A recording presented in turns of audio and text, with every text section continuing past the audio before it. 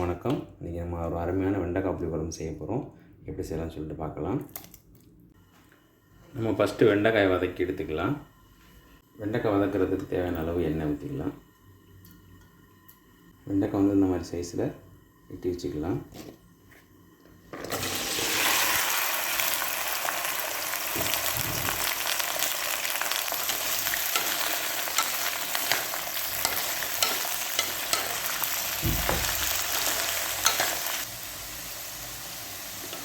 வெண்டைக்காயில் உள்ள வலுவலுப்பெல்லாம் போயிடுச்சு.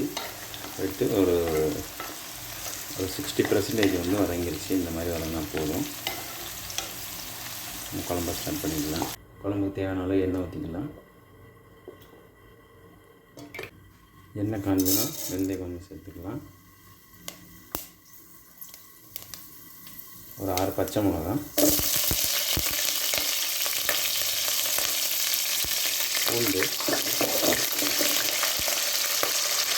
நம்ம கருவேப்பிலை,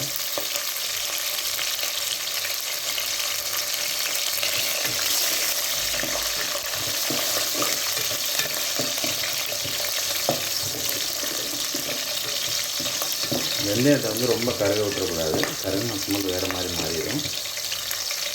பெரிய வெங்காயம்,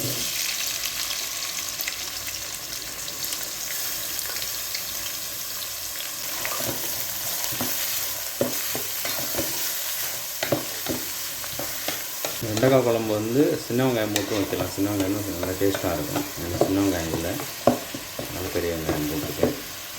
ஒரு சின்ன வெங்காயம் இருந்தால் சின்ன வெங்காயம் சேர்த்து செய்யணும், சூப்பராக இருக்கும். வெங்காயமாக நல்லா வதங்கிடுச்சு. நம்ம தக்காளி சேர்த்துக்கலாம். நான் ஒரு 2 தக்காளி அரைச்சி வச்சுருக்கேன், சேர்த்துக்கலாம்.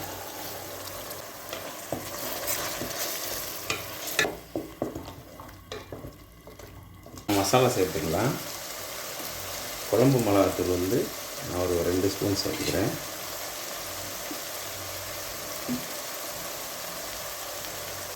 இந்த மிளகாத்தூள் எல்லாமே கலந்துருக்கும்.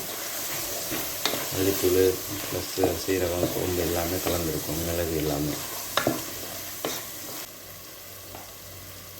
ஒரு 1/4 டீஸ்பூன் அளவுக்கு மஞ்சள் தூள் சேர்த்துக்கலாம்.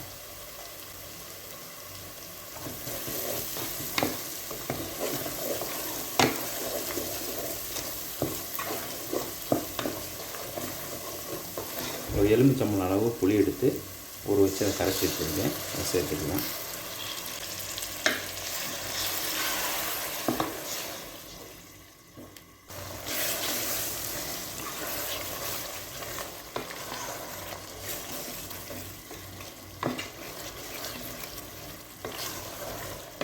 ஒரு 3 சில்லு தேங்காயிலேருந்து பால் எடுத்து வச்சுருக்கேன், அதை சேர்த்துக்கலாம்.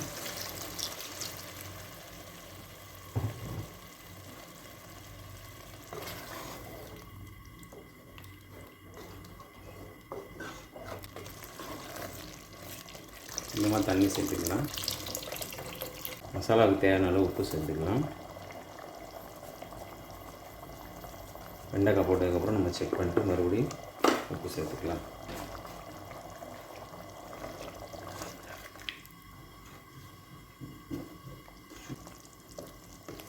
நம்ம இப்போ வெண்டைக்காயை சேர்த்துக்கலாம்.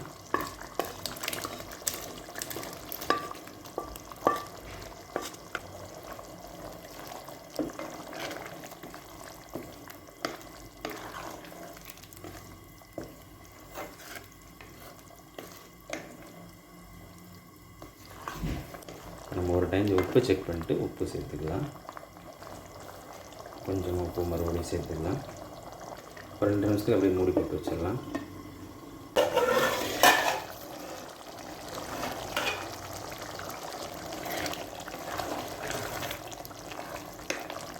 இப்போ கொஞ்சமாக மல்லி இலை தூக்கிக்கலாம்.